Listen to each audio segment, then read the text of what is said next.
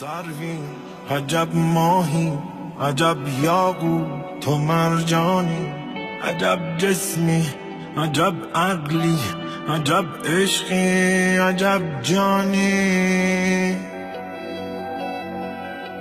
عجب لطف بهاری تو، عجب میر شکاری تو، در آن غمزه چه داری تو، به زیر لب چه میخوانی.